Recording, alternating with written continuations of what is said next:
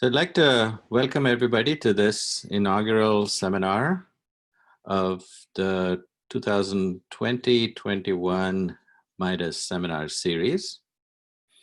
And we're delighted to have our series kicked off by Professor Kentaro Toyama, who is the Kellogg Professor of Community Information at the University of Michigan School of Information. He is the author of the well-known book, Geek Heresy, Rescuing Social Change from the Cult of Technology. And he has been a really influential thinker on the impact of technology and society and how one can harness technology for good, but shouldn't assume that technology can fix problems by itself or in a natural way. Kentaro has had a very interesting and varied experience before he came to Michigan. He was a researcher at UC Berkeley. He was assistant managing director of Microsoft Research India. He started a technology for emerging markets research group when he was there. And he's currently a fellow of the Dalai Lama's Center for Ethics and Transformative Values at MIT.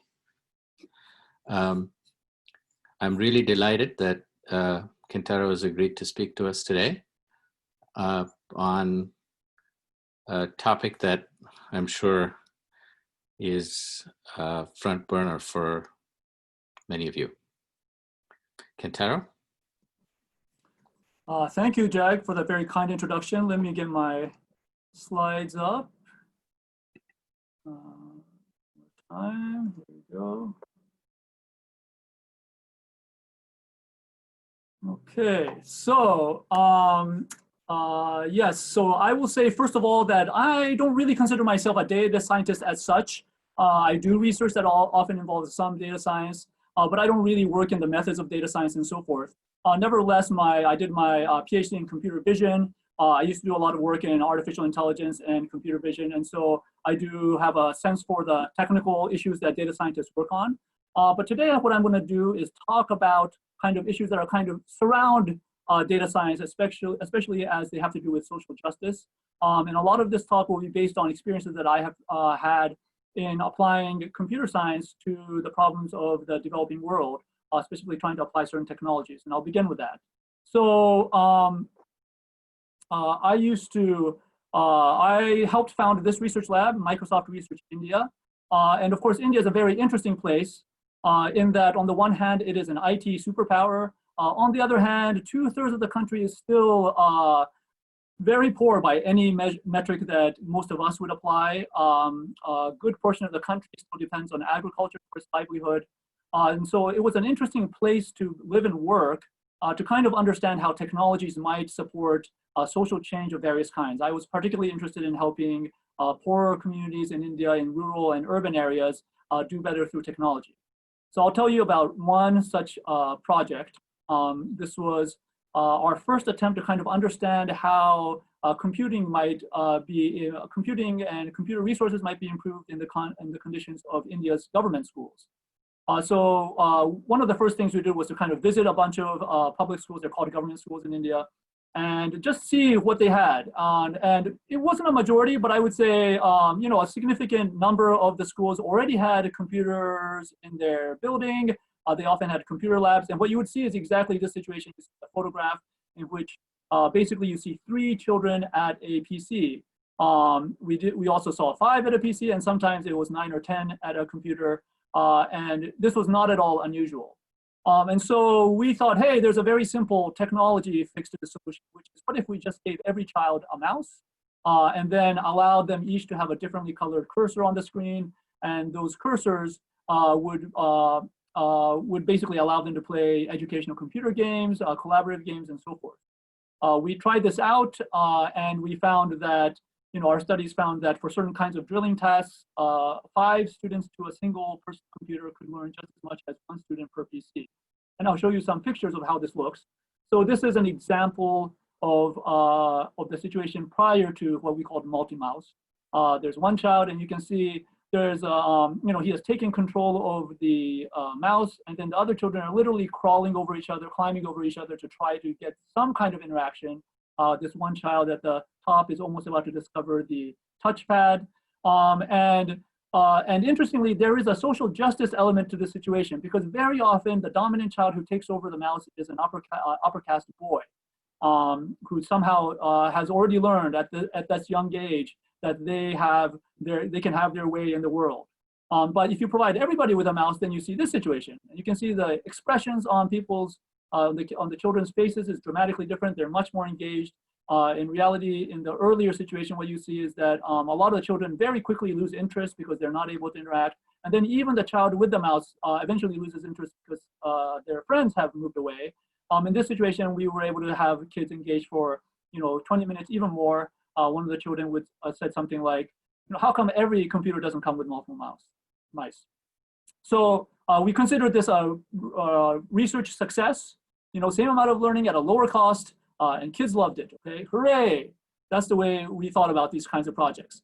But then when we tried to take a project like this and implement it at a larger scale, initially 10 schools and then trying to go to 100 schools, we very quickly ran into different kinds of challenges. This is a photograph of one such PC we ran into, in which you can see the whole room is covered in dust.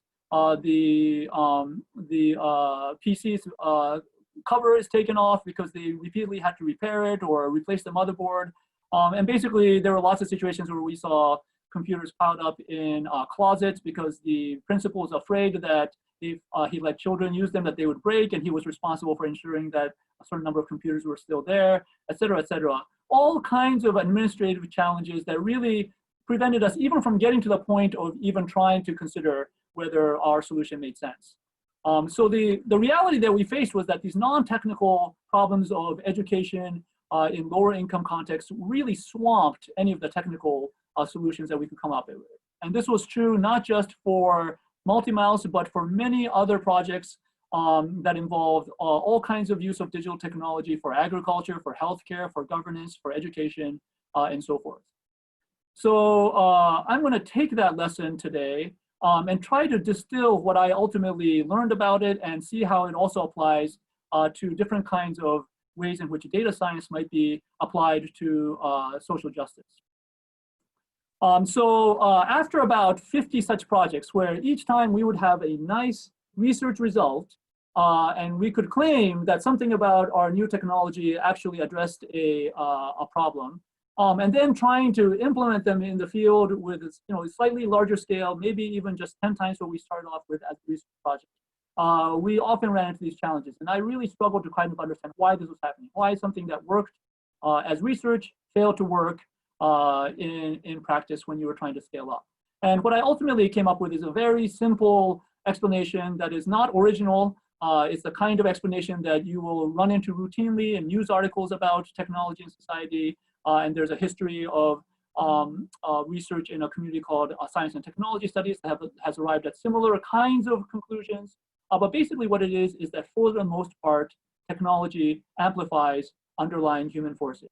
And what that means is that if those underlying human forces are well-intentioned and capable, then technology can often help them do their work or the things that they want to accomplish better. But if the underlying human forces are corrupt or dysfunctional or sometimes just indifferent, then no amount of good technology can turn those things around. And I want to illustrate this a little bit at a large scale because I believe it applies in multiple scales and in a variety of different contexts. So in this graph, what you see in the bottom green line is the rate of poverty in the United States, according to the US Census Bureau. And if you were to stretch this back to the 1940s, what you would see is that since about 1945 until 1970, you would see a steady decline in the rate of poverty. And then since 1970 until now, you can see that the poverty rate has not really budged much. It goes up and down based on economic situations, but ultimately it's been very flat. Since the 1970s, we have seen an explosion of digital technologies, and those digital technologies have gone mainstream, right? Most of us have a mobile phone, we have a smartphone in our pocket, and this is true even in very poor communities, at least in the United States.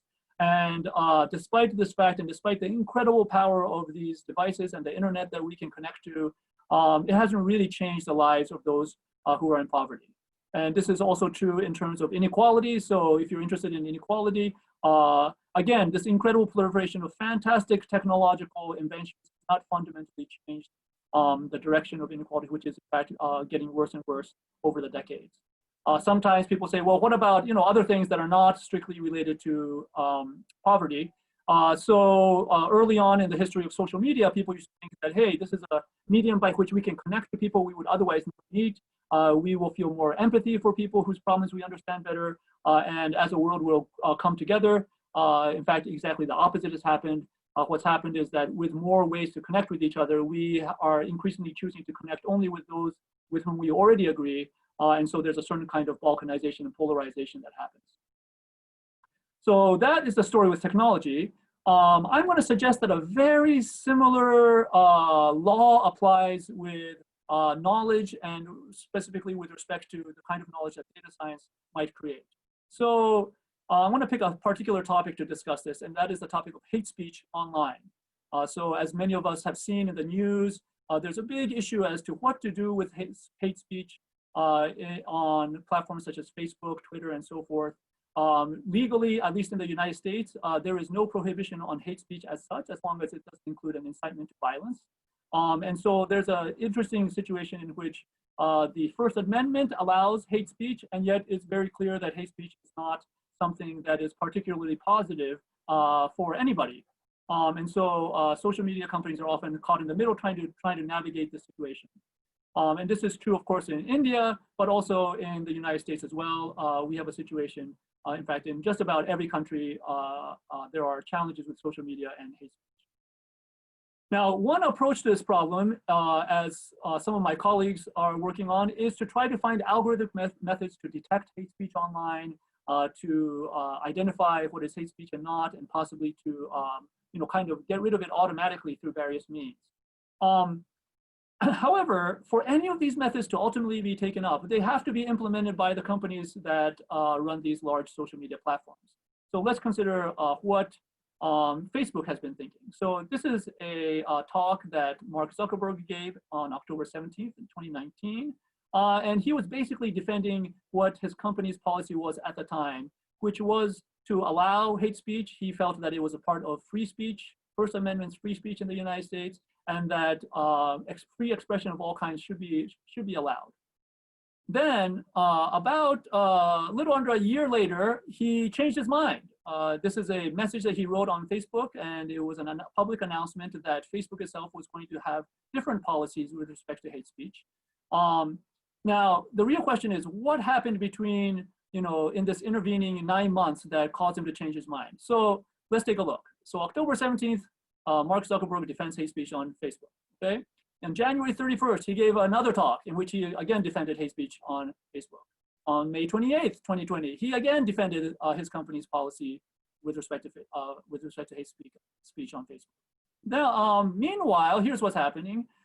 June 16th of this year, there was a kind of consortium of nonprofits, social justice-oriented nonprofits that started a Stop Hate for Profit campaign. A lot of this was in response to George Floyd's murder, which you might remember. And they basically called for companies to boycott Facebook ads. Then we had on June 26th, Unilever, the first large company announcing such a boycott. And June 26th, literally 2 hours after Unilever's announcement, Mark Zuckerberg announces these new anti-hate speech policies. Now, I'm pretty sure that he knew what was coming and had already been arranging these things, so the drama here is a little bit exaggerated. Nevertheless, the important thing that I want to suggest is that in this particular situation, the social pressure and the economic pressure of these companies potentially withdrawing their ad funding was really the only thing that changed Mark Zuckerberg's mind and, of course, Facebook policies.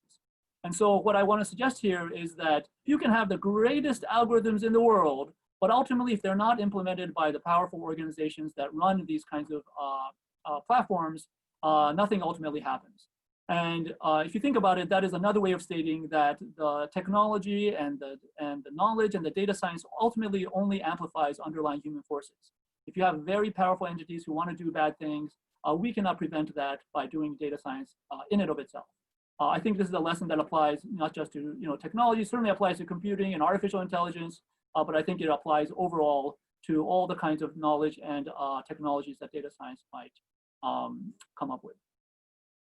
So I'm going to switch directions now and talk a little bit about three very specific kind of grand challenges, if you will, that I think data science needs to wrestle with. These are challenges that are not technical. They are not the ones that we would be doing in the course of our research. They're ones that we have to think through and act on in other ways other than strictly through research, although they might also have research components. So here's the first one. I have a 5-year-old son, and shockingly for me anyway, his school is already introducing work with computers for him at that age. And of course, during the pandemic, we'll all be online. So a lot of this is happening, is only accelerating. But one of the things that schools often do, and you can imagine your own children having to do these kinds of tasks, is they'll ask kids to go online and search for certain themes, and then possibly put together like a PowerPoint presentation or a graphic about that theme. So you can imagine, literally probably hundreds, if not thousands of schools across the country, they will be doing assignments where you're supposed to go online, find images of something as innocent as family holiday, take those images and put together, again, a slide or something that illustrates that concept. So if you do this with family holiday, at least when I did this, and of course, all of us are running slightly different Googles, so we know it's not always the same, but at least when I ran this, these were the hits that I got in images. If you look carefully, you'll see that all of the individuals pictured in these first 12 or so photos are white presenting. And if you scroll down, I had to scroll down quite a ways before there were people who were represented who were something other than obviously or seemingly white. Now, this might seem obvious to you in terms of why this happens, but imagine the effect it has on, let's say, a 5th grade student who is doing this, who is not white, who is black, right? So first of all, they see a representation of what a family vacation might be that might not be in any way, shape, or form reflective of their own concept of what a family holiday is. Second of all, they don't see themselves represented anywhere. So when they're doing this assignment, they have to go through an incredible amount of extra effort to find images that would represent their own families. Now, that could happen in multiple ways. It might be that they have to scroll down, several pages before they see something like that. It might be that they have to type in additional words like African American into a family holiday and so on. But whatever it is, you can see that already there's a disparity in the way these kinds of results get returned. And this is for literally something like this is probably happening, again, thousands of times every day across schools in not just our country, but across the world. Those of you who might be familiar with, ideas of kind of cumulative impact of racism or microaggressions, you can begin to see how this is going to affect a child's upbringing, especially in our digital age. Now, what I want to mention about this is, first of all, just the starkness of this problem, because it is happening in a very innocent way that most of us have probably not thought about. I will confess that I never thought about this until one of my PhD students had an idea for a paper that I worked on with her. And in the process of writing the paper, we hit upon this very simple example. It's very easy to come up with multiple examples along these lines. In fact, we are probably running that have related issues on an hourly basis. Now, one of the challenges with this is that it's not at all obvious what the result should be if your goal is to make this socially just, at least in a racial sense, right? So for example, what relationship should the photographs have, in a return result with respect to actual demographics? It might be winner take all in the form that we just saw. It might be that you believe, like Google does, that you should reflect the internet as it is, which then basically means that you're propagating the existing, likely unintentional, in most cases, imbalances of race online. It could be that you believe that they should be in proportion with actual demographic statistics. Or maybe you think that we should be doing something more active where each group is represented equally, even if that is different from the demographics proportions.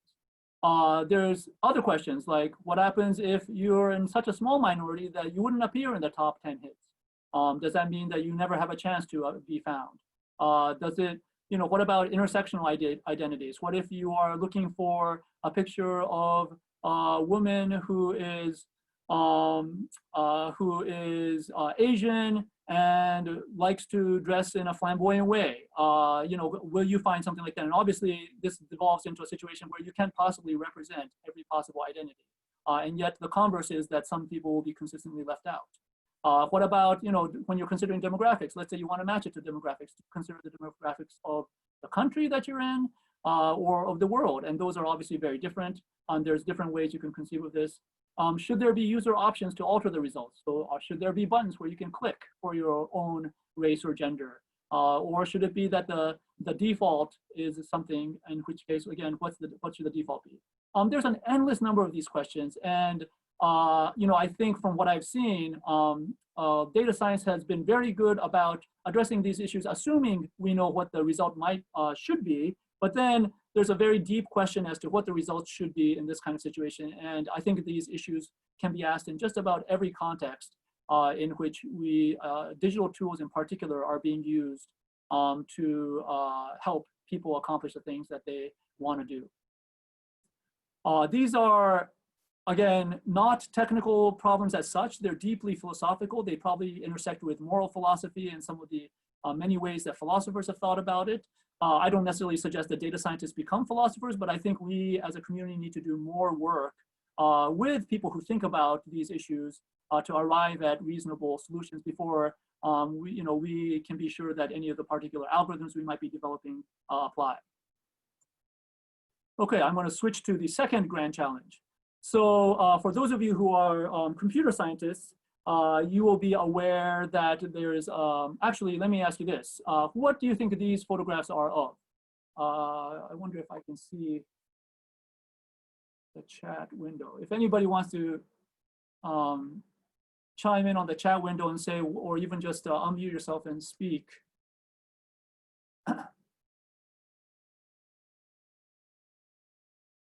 What do you think this group represents? Some of you might know, especially if you're in computer science. I'm not sure if somebody's trying to speak or not. Well, I guess I'll tell you, this isn't quite working the way I thought it would. But I will tell you, these are the portraits of all of the Turing Award winners so far. So since 1966 until last year. And if you look at this, you will see that the vast majority of them are, first of all, white men. I don't know if any of them have, multiracial backgrounds. Certainly, we don't want to go by just how people look in terms of what their races are. But, it's shocking how few women are represented and so on. Now, obviously, if you think about the history of computer science and the history of the world until a few decades ago, this might not seem like a surprise. But it's a major concern for people, who are interested in social justice. The goal is ultimately, I assume, for most of us to see that lists like this ultimately reflect the world's demographics and not just that of one region of the world. Now, that's one issue, and it's quite stark. I'm pretty sure this is true in multiple communities, academic communities, and especially in the more technical fields. I know it is true in HCI, where we did a similar exercise, and it was pretty much the same. Now, one question is, how long would it take for us to make these kinds of lists more reflective of some demographic group, the way that we would want to? And if you do this exercise, you very quickly realize that it is stark.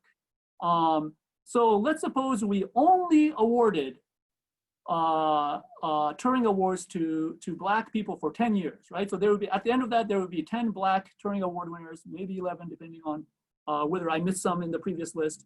And that would, at that point, there would be about 80 winners total. And finally, we would be close to something like 13% of the Turing Award winners being Black. And that's just for one underrepresented minority group. And that's only if we awarded only Black winners for 10 years, okay?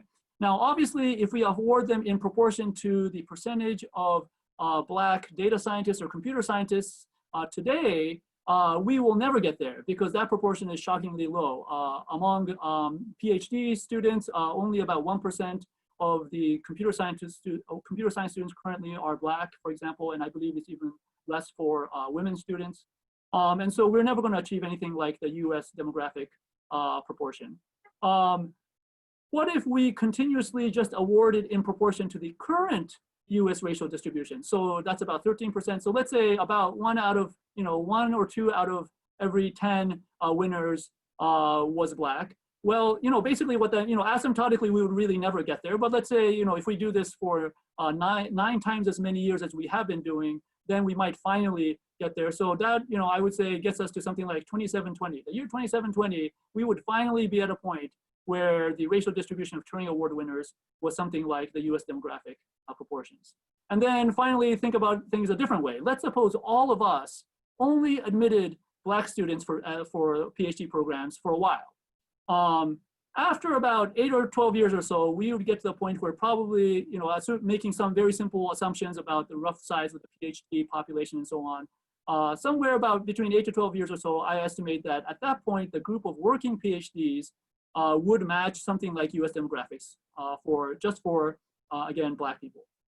After another 20 or 40 years, those students would finally be in a situation where they would be senior enough to be actually winning these kinds of lifetime awards. And then after another 30 years after that, assuming we were biased in favor of Black awardees, we might finally get to a point where we would see a list like the Turing Award winners be something close to 13% Black. And that would take us a total of about 70 years. So we're saying 2090 for that to happen. The reason why I'm suggesting this is just how stark this idea of diversity, inclusion, and equity is, even in a field in which we as, many of us are faculty on this call, we as faculty ultimately control this pipeline. Now, you could argue and quibble about the fact that the pipeline up until PhD is also disproportionate, and that's all, of course, also true. We also need to work on that. But we have to do something dramatically stark to get to a point where we see something resembling equity. And that these are, all based on relatively optimistic ideas of what we could possibly do. And so one thing I want to mention is that all of us need to do something a little bit different in admitting PhD students. So I will tell you a story of one of my students. This student was not by any stretch of the imagination somebody who fits the typical profile of a PhD student, at least the way we traditionally conceive of them. They did not have straight A's. In fact, they had F's on their transcript. And if I remember correctly, it wasn't one F, it was multiple F's.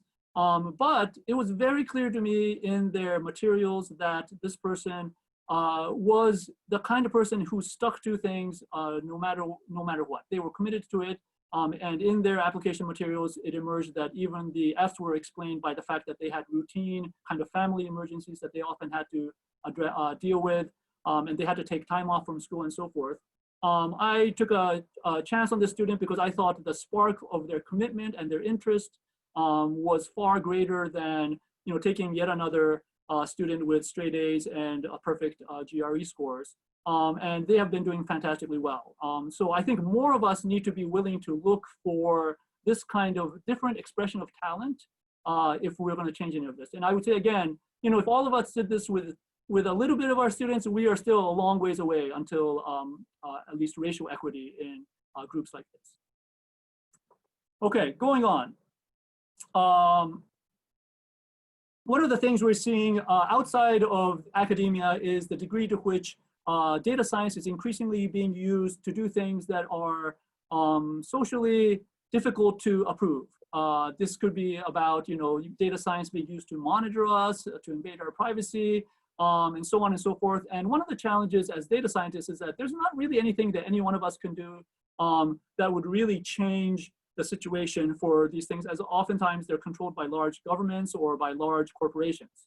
And one of the things that I have done over the last decade of my life is to become more of a student of social change. And one of the things that I have found is that every kind of social justice movement in the past has had to deal with these problems, which is to say, they've had to deal with giants, whether they're big corporations or big governments or some other very powerful entity. And the people who seemed like they had the right idea were often, initially, at least in the minority, and were seemingly powerless. And every time this happens, there's a certain way in which things end up turning around, and that is simply through collective action. So this was true of abolition, in which a steady group of abolitionists over something close to 150 years basically kept pounding away until finally they were able to convince the rest of society that slavery was a terrible thing. This was true for the women's movement before women had the right to vote. Again, something on the order of 150 to 200 years of collective action. We've seen a case in our lifetimes where the right for gay people to marry was turned around, and it was probably only about 40 to 50 years of committed social action. So it's something that can be done in a lifetime, although sometimes it may take longer. And for those of us who are not necessarily interested in large-scale protests, there are also other ways that we as academics can be involved. One of the more interesting things about the history of nuclear weapons is that in the early days of nuclear weapons, when scientists quickly began to realize the incredible power they're about to unleash on the world, a lot of the physicists who were involved in the invention of the bomb came together and started lobbying national governments and powerful political leaders to find a way to prevent the proliferation of weapons. And not just them, but along with a lot of other social activists, they were ultimately able to achieve, I think it was in 1972, the Nuclear Non-Proliferation Treaty. And and that treaty has accomplished something amazing, which was they basically limited the proliferation of this technology to, I think it's now 8 or 9 countries in the world, out of about 200. So, in theory, knowledge is permeable and crosses borders. In practice, this is a situation where only a handful of countries have the ability to make these incredibly powerful weapons. And I believe we're in a situation, a very similar situation right now. We're at the dawn of a new range of technologies that is increasingly more powerful, especially with respect to our digital systems. And we have the opportunity as scientists to help politicians think through the right way to regulate and manage this technology so it doesn't ultimately cause a major crisis. And this is a collective action problem. We need to do this together. One faculty member standing up and talking about this isn't enough. We really need to come together. And so one thing I would like to put out a call for is for this community of data scientists to think about doing something similar to what, again, these scientists did for nuclear non-proliferation, but also which medical doctors have done for medical science, which is to kind of form something like a guild in which we have a very strong code of ethics, and then we call out external entities that may be misusing the technologies that we put into the world. So to summarize, I believe that data science itself really only amplifies underlying human forces. And what that means is we have to engage with those human forces if we're really hoping to ensure that the science that we develop is applied in ways that contribute positively to society. And I presented 3 kind of non-technical grand challenges for data science, each involving something other than technical research, whether it's philosophical issues, individual or institutional decisions, or collective action to take on powerful interests that might be misusing data science. So I'll stop there and take questions.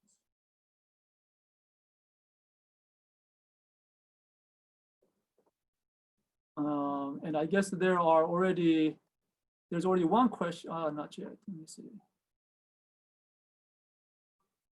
There's a Q&A, it looks like, so people can enter Q&A there, or they can add it to the chat, and I'll try to keep track of that. I don't know, Jagdish, if you want to moderate in some other way. I'm happy to help moderate to the extent you need me to help, Kentaro. But I think would you like me to read the questions to you, or is this something that's easy for you to read up? At least for now, it looks like it's a manageable number. I might need your help if it becomes Okay. Okay. So there's a question from Michael McClashin. One way to address challenge number 1 with search engine results is to tune the search engine to know more about the user, which can be implemented by tracking data about the user in a number of ways. Right. Any suggestions on how to address this issue without simultaneously raising privacy issues? That's a great question. And I have to say, I have not thought about it enough to be able to give you an easy answer. But I think that this is exactly the kind of problem that we as data scientists need to pay more attention to. So in, at least in computer science, there's a subfield called human-computer interaction, which I think of as kind of the conscience of computer science as a field. It's a subfield that is very interdisciplinary. It involves computer scientists, of course, but also people who are anthropologists, sociologists, privacy experts, legal experts, and so on. And together they kind of, think through these kinds of challenges. Certainly there's continues to be open-ended questions of this kind that aren't resolved. But I would also say that, over the last 50 years or so, this community has also helped to answer exactly this kind of question for computer science in general. I think we can do a similar thing in data science as well. Great question. Another question from Laura Niss. What do you do to retain minority students? What if they aren't immediately great and need more guidance? That is a terrific question. And certainly that happens. I would say that, I'm probably somewhat unusual in my choice of students. They are all fantastic in their own ways, but because they are oftentimes a little bit different from the more, typical PhD student, I do have to put in extra effort to coach them and so forth. At least for me, it's worth it. I think it is extra effort. I'm not sure that, for example, junior faculty should necessarily take on the extra burden if it be one. But I would also say that, among students of, that might be underrepresented in a variety of ways, there are also plenty of students who are fantastic and they are, just as good as anybody else. And what they really need is just extra attention during the admissions process and possibly the interviewing process so that, we don't use our kind of traditional filters when filtering out the groups that we might not look at. So if you see somebody with an unusually low GRE score, it might be something else in play.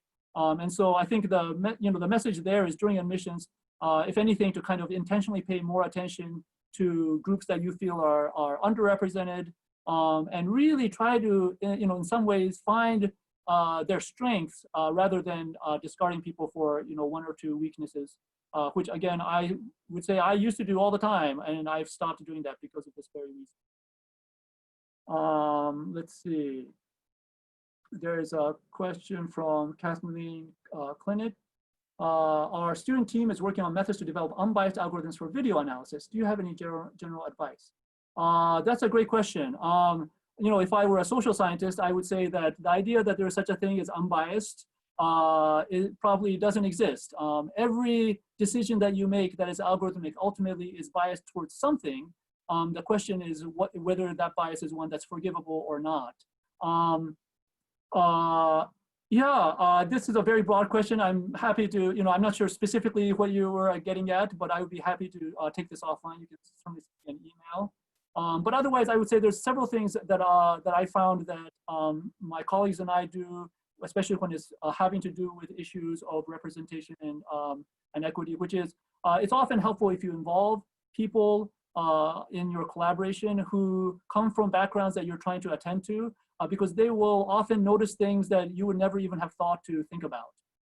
And so that's one thing. Of course, the converse is you want to be very sensitive to the way in which you invite people as well. I don't think it advances the cause if we end up all bringing on token co-authors for papers that we write. But if it's done thoughtfully, I think that is one way to move forward. Let's see, another question. I'm a student on the board of a STEM student organization, and our board is entirely male and white or Asian. Would you have any recommendations on remedying this? The solution we're currently trying to implement is simply to invite more board members to diversify the board. That is a great question. I think a lot depends on how the board is selected. I think one thing is, you have to raise it with the board and see if they are willing to address the issue themselves. In this day and age, I would say at least among, progressive groups, usually just pointing out a problem is enough to get people scrambling. And I think we saw that with the protests following George Floyd's murder. You know, a lot of us now are thinking about things that we did not think about it just because at this point we realize that the depth of the problem and the degree to which we have been negligent in addressing them. I see a comment that says, James Walsh would like to answer this question live. Do you want to go ahead? Or maybe that means that he answered it. Okay, it disappeared. Let's see, next.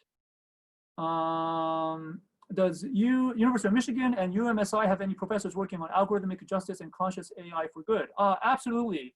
There are many faculty here who are interested in this topic. Jagdish, do you want to jump in? I know he is one such faculty member. There's probably many others in computer science. Yeah, there are actually a number of people who are doing work in this area, and I'd also like to mention that there is an organization called ESC that is also working in this direction, that has faculty from many different units working on sort of the social impacts of computing. Happy to send you names offline. Yep, so yeah, there are definitely people interested and faculty here. Let's see, next question. I find that computer scientists and engineers often lack exposure to the history of social progress and how collective action was integral to achieving that progress. Do you have any recommendations for resources in this area that are more accessible to people from a CS or engineering background? I don't personally have any great recommendations. I will say that, at least for me, I've accumulated some of this knowledge over the years. Just really, you know, engaging more with people who think about these things and asking them for support. There is a lot.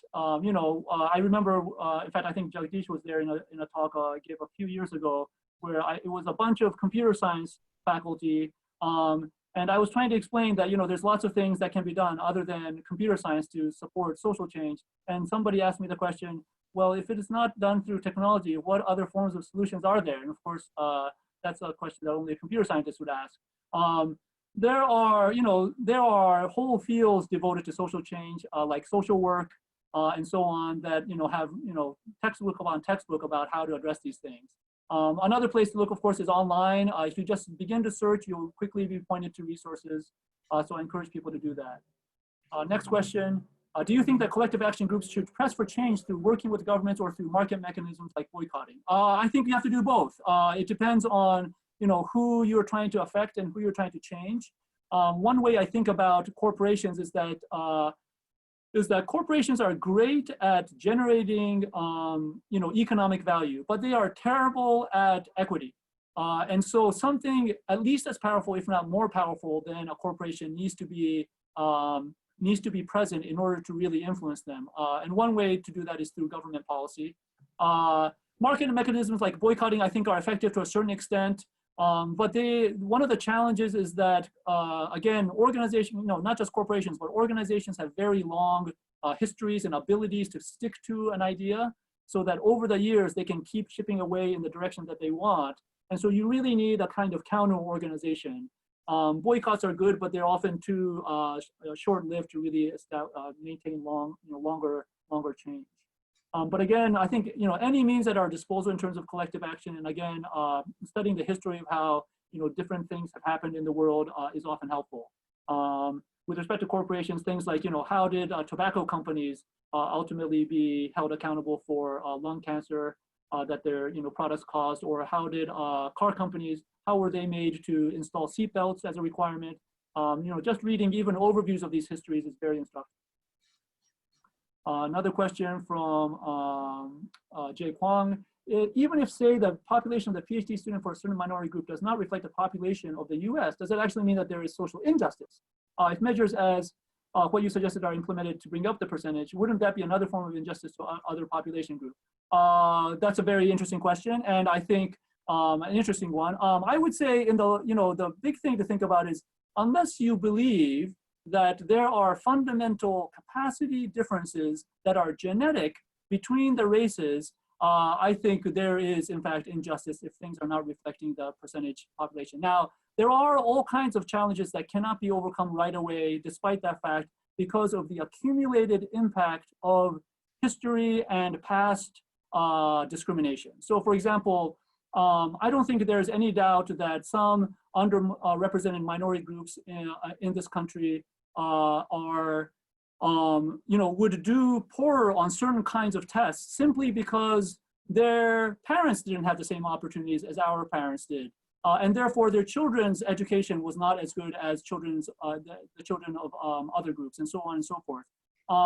But ultimately, again, unless you believe that the races are separated by substantial differences in capacity, which I do not, yeah, the percentage difference in population, I do believe, reflects some kind of injustice. And it might be deep and very difficult to get rid of, but that is certainly not an excuse for why we should give up on it. Let's see, next question from Jared. At the undergraduate level, it seems like the default university model of tough early core courses only serves to reinforce other social courses. Good. What do we do as a university to better meet our taxpayer-funded obligation? Good. And should we put in more effort to reaching out to students who are not predisposed? Yes. So I think that the more we do to reach out to student groups that are historically disadvantaged, the better we will do. So one of the challenges in Michigan, incidentally, is Prop 2. This is a law that basically forbids universities from, especially public universities, from using race as a criteria for affirmative action in the admission of students. However, we can do a lot as a university to effectively have a similar effect by reaching out more to underprivileged groups at the beginning, so that basically the pipeline of admissions is much larger for those particular groups. This is something that we've been thinking about a lot at the School of Information here, and we are doing more and more of. So basically the idea is you just increase the proportion of applications from underrepresented minorities, and that should have a downstream impact on admissions as well. And that, it turns out, is not against, that is not against the law. So there's a lot we can do. I think there are many creative things we can do. I actually think a university the size of University of Michigan should actually be challenging the law on these kinds of issues. So far, we have not seen our university have an appetite for something like that, but there's a lot more we can do. Next question, if technology amplifies underlying social forces, to what extent can you study or better understand those underlying forces by studying biases or inequities? What cautions apply to trying to understand the world in this way? That's a great question. I mean, I am very heartened by the community that has come up in data science called FAT, what is it? Fairness, Accountability, and Transparency. This is a community whose almost sole focus is to try to come to understand data science and its application that will help with social justice. I have to say, I have not been able to keep up because it's such a prolific group. There's a lot that you can do if you look at the proceedings of the conference. There's a FAT conference. I think it's been renamed recently to FACT, FACCT. But you should see lots of papers addressing these kinds of issues, both from a technical standpoint as well as from a somewhat less technical standpoint as well. How do you as a faculty guide minority students when they have language problems? That's an interesting question. In my school, at least prior to the pandemic, something close to half of the students coming into the master's program was international, and close to half of the international students were students who did not have English as a foreign language. And so we routinely had, we tried to think of ways in which we could ensure that students who are not, for whom English is not a first language, were treated fairly. We want, on the one hand, to ensure that they get the experience of working in an English language environment and that their English hopefully will improve. Presumably, that's one of the reasons why they come to a US university. At the same time, at least for example, in my course, what I would tell all the students is that, we want you to improve according to whatever level of capacity in English you bring with you. And so if if English is a distant second language for you, we still want you to write in your own words, and we will do our best to grade accordingly. So we did not penalize students for English that was very clearly because it was not their first language. And I think we can do things like that as well. I think a larger challenge is the kind of integration into the culture of US academia. And there, I think having lots of, frankly, just having lots of social events that are hosted by the school and allow students to get to know each other in various ways is extremely helpful. And then, of course, doing lots of work in teams, in classes, I think is helpful as well.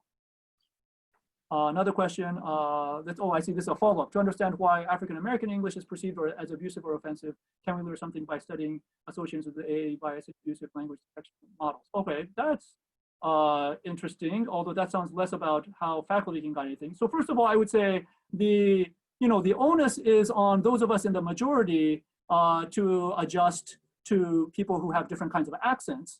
I think that's one of the big challenges of the world is that we want to make sure that we understand everybody who speaks English, whatever their accent is. One of the interesting phenomena that I think linguists understand is that it's often the minorities who speak a particular accent who can understand more than one accent, their own and the accent of the majority. That means the majority is often the one that only understands one accent, or at least one accent well. We should be thinking about how we can broaden our understanding of accents if we're in the majority in that sense. Next question. To increase the pipeline, there needs to be increased involvement at the grassroots. What is being done for that? That is a great question. I have seen, incidentally, I've seen all kinds of efforts. There are, groups now popping up like Girls Who Code, and so on, that I would say are trying to, help ever younger students engage with STEM subjects and so forth. Oftentimes they're nonprofit organizations, and therefore, they're not as well funded as they could be. But sometimes large tech companies support these groups and so forth. Hopefully, the government is supporting, groups like this in various channels. Yeah, very large topic. I don't have all the answers, but again, I think if you do a quick online search, you'll find that there are quite a few efforts. And the real question is, how can we do this more systematically as a society? It seems that computer science has less diversity than other STEM fields. Do I agree? And if so, why? I think that is true.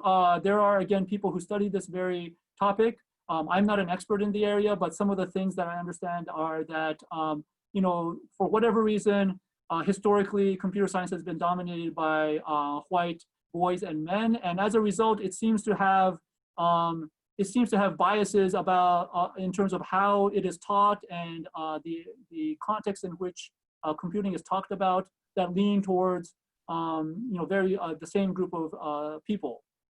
So for example, I know especially with respect to gender, something as simple as having a room that is decorated only with robots and science fiction posters can cause some fraction of girls to be turned off and go away. When if the room was decorated in a way that was more gender balanced or gender neutral, it might not have that effect. There are, pertinent to the previous question about kind of weeder classes and so on, there are efforts made by a range of computer science programs, including those at Michigan, where the goal is to try to help these classes become much less of, weeder programs.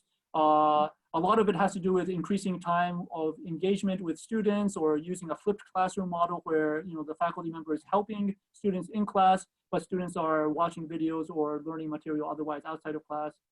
There's huge literature. I'm not an expert in this area, but again, there are people at both the computer science department and at SI who study this. Question from Vinod: is it true to conclude that there is an increase in majoritarianism in electoral politics and subsequent increase in government-sponsored or supported intolerance and fanaticism? I would say it seems like it, but I'm not an expert in this area either. So I think you need to refer to probably some of the political scientists are at Michigan. But it does seem like there is, in fact, less tolerance as a whole, expressed tolerance in any case. And I would say the polarization is something that I have seen to be real through research that people do in social media. Point from Daniel: it's a sad ethical story, but it occasionally occurs in our society. What kind of practical recommendations do you want to provide to data scientists who may find social unfairness in the computational algorithms that they've been working on? That's a great question. So a lot depends on what the context is. If you are, let's say, a hired data scientist for a large organization, oftentimes you are required to do the work that you have to do regardless of whether it has any biases. And in some cases, your job may be put in jeopardy if you protest the task too much. In cases like that, again, I think collective action is one way. One of the more unusual things that's happened recently in the technology sector is that groups of employees have banded together and sometimes had collective protests and so forth that have caused the leadership to change their mind about certain things. Most prominently, this happened at Google with respect to the company taking on a project with the Department of Defense. However, at the same time, private companies are private companies. If most employees will be on an at-will contract, and they can pretty much fire whoever they want for any reason, and that's increasingly happening. But again, if we as a group of data scientists start protesting these, making more noise, getting these issues into the media, I think it will over time have an effect. One of the things that private companies are in fact vulnerable to is poor public opinion of them, because if anything, it makes it easier to boycott or causes people to not use the product. And so there are levers. And then again, anything we can do to change policy as a community, I think is worthwhile. One thing that happens when you band together as a community is that people can be, you can hire, especially if you have a membership-based organization, you can hire lobbyists to do work on things that any of us individually may not have capacity to do. Let's see, one last question, I think. How can we be accountable to our participants, authors of scrape posts, when our research is centered around data collected online? Another big question. There are, again, lots of methodological papers written about subjects like this. I'd be happy to point some of them to you offline. But I did, one thing is, in fact, to be, generally, I think it helps to have somebody else read the work and ask if, any